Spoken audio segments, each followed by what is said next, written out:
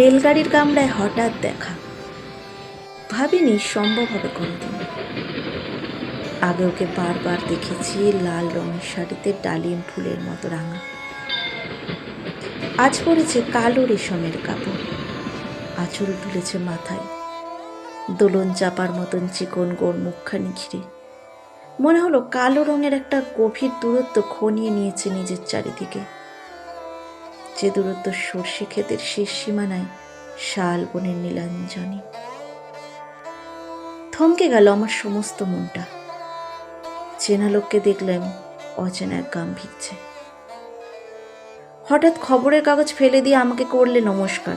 সমাজবিধির পথ গেল খুলে, আলাপ করলাম শুরু। কেমন আছো, কেমন চলছে সংসার ইত্যাদি। সে রইল জানলার বাইরের দিকে চেয়ে, যেন কাছের দিনের ছোঁয়াচে পার হওয়ার চাহনিতে।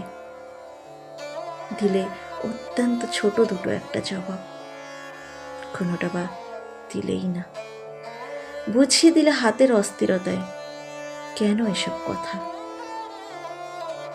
এর চেয়ে অনেক ভালো চুপ করে থাকা। আমি ছিলাম অন্য বেঞ্চিতে ওর সাথীদের সঙ্গে। একসময় আঙুল নেড়ে জানালো কাছে আসতে।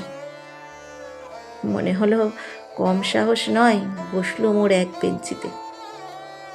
গাড়ির আওয়াজের আড়ালে বললে মৃদু স্বরে, কিছু মনে করো না, সময় কথা সময় নষ্ট করবা। আমাকে নামতে হবে পরের স্টেশনে, দূরে যাবে তুমি। তাই যে প্রশ্নটার জবাব এতকাল থেমে আছে, শুনবো তোমার মুখে, সত্য করে বলবে তো? আমি বললাম, বলবো। বাইরের আকাশের দিকে তাকিয়ে শুধালো, আমাদের গেছে যে দিন, একেবারেই কি গেছে, কিছুই কি নেই বাকি? এতটুকু রইলাম চুপ করে। তারপর বললেন, রাতের সব তারাই আছে দিনের আলোর গভীরে। খটকা লাগলো, কি জানি বানিয়ে বললেন নাকি। ও বললে, থাক এখন যাও ওদিকে।